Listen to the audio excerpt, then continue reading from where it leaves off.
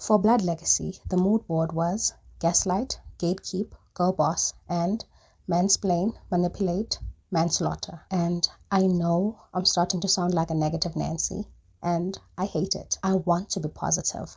I want to actually have something nice to say about South African productions, but they're not helping my case or theirs, and I need people to pull up their socks. Ngoba this is not looking good for them or for me. This show just barely misses the mark.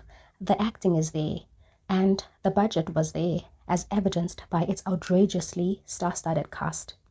But even they can't do anything for the clunky writing and editing. Blood Legacy follows the Ndlovu family, one of South Africa's most wealthiest and powerful families. We mostly follow Khanyisile Adesina, who is the daughter of the Ndlovu family, who is called home by her corrupt father, Bheki Ndlovu, after distancing herself from the family for years to come help clean up the family business and legacy. She is a well-renowned investigative journalist, and her father wants her to take over as CEO and change the direction that the company has been going for years under his leadership. And he thinks she's the only one out of his children who can do this.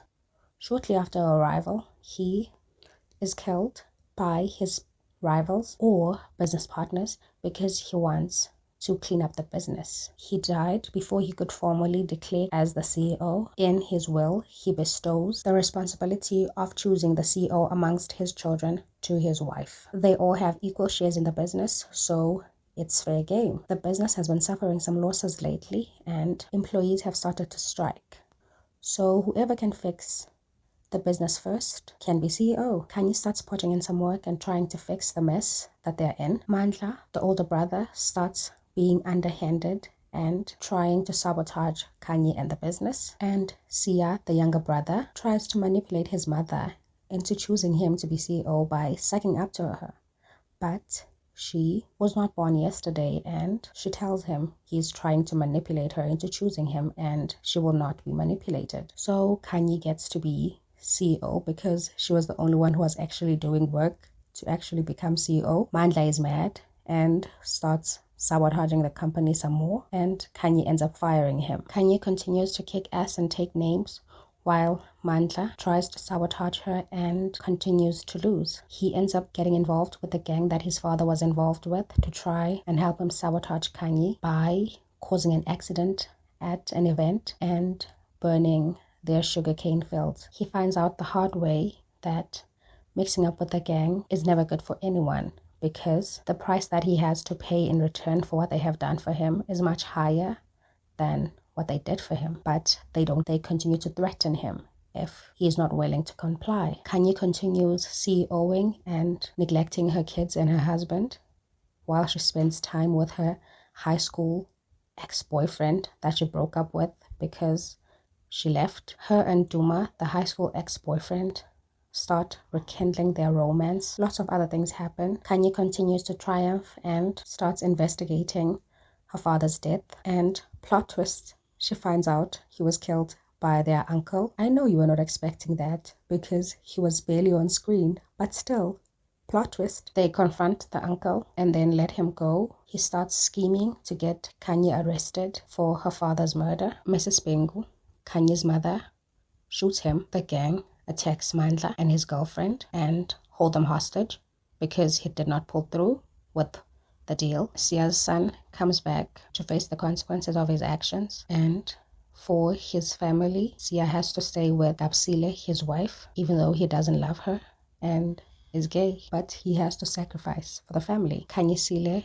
is arrested, and the end. Lots of other things happened, but if you're here, you watch the show, so I don't really need to tell you everything that happened, because this show is long and lots of things that don't really end up being anything happen. Points are raised and not really addressed. This show does lots of things for shock value, and almost everything about it is gratuitous. Homophobia, adultery, greed, murder, violence, sexual assault, all these things are all inconsequential in the grand scheme of things, because these things don't really matter after the shock in the characters wears off. All the issues are very contained and not really overarching and affecting the main plot that much. And as much as Kanye is a girl boss, it's really unsatisfying because everything about her is very instant gratification-y, because she never really works for anything. It's just very convenient for her. All her triumphs feel unearned because she never really works for it. You never see her working hard for something. She raises a point and gets some people to do very little, and the problem is solved. But I guess that's very CEO-y, dictating to people. So she does get the job done, but it's very consolation prize. She doesn't feel like a smart character. It just feels like everyone around her is so dumb, and she keeps on winning because they're so dumb. The characters are basically stereotypes and caricatures. All the bad guys are just mustache twirling villains. There is no one to root for in this story.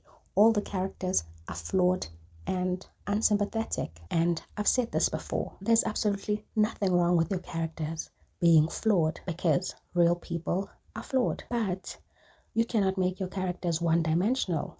If you want to model them after real people, then they have to be multidimensional. You cannot make all your characters irredeemable and then just expect your audience to roll with it when you decide that they are redeemable. Everything has to be earned. Characters have to earn their redemption, and that is one of my biggest gripes with this show, because from the first episode, in like the first minute, we established that this is a dog-eat-dog world, and Biggie is top dog, and we don't really give him a redemption arc before he dies, so we don't really care about him as a character. And his family mourning him and being sad for losing him, we as an audience don't feel that emotion because we don't really care about this man, and we don't really care about this man's family crying for him, because from the very first episode you have established that this man is not a good person, and you didn't try to change that before you killed this man off as a character. So we don't feel his loss, and it's not really impactful to the audience, and his family wanting justice for him does not really move us as an audience, because we don't care for this man and we don't care for what his family thinks about him, because his family doesn't consider him a good person. No one considers him a good person. So why should we care? You have established that this man is not a sympathetic character. So why should we care now that he's dead? And you didn't really establish why he has changed or why he thinks that he has changed. And you didn't really show us that he has changed. So we don't really know that he's changed. Just because he says he's changed doesn't mean that we believe it as an audience, because we have seen that this man is not a good person. So why should we care? And if he has changed, why has he changed? Characters can't just change because the script wills it. There has to be character motivations. What has motivated this change? We have to know so that we can understand him deeply as a character, and so that we can sympathize with him. Why should we as an audience care that his family wants justice for him when so many other families have not gotten justice for their family members because of him? You should be endearing us to your characters. You should not be telling us things about your characters. You should be showing us. And all that you have shown us thus far about your characters is that all of them are not good people and have done a terrible job in endearing those characters to us. Even the worst of the worst characters have people defending them and their actions when they are well written, because they have reasons behind their actions. They are flawed, multifaceted, and sympathetic, and that endears them to us. And this show does a horrible job at endearing us to its characters. They're just not mysterious enough, not captivating enough, and just not sympathetic at all. And it's so sad that all this talent could not save the script. And to make it worse, it's not even an original story. And that makes me wonder, is the show that it is adapted from as dry as this, or did we botch it? And with all that said, the worst thing this show did is let Bali have that god-awful American accent.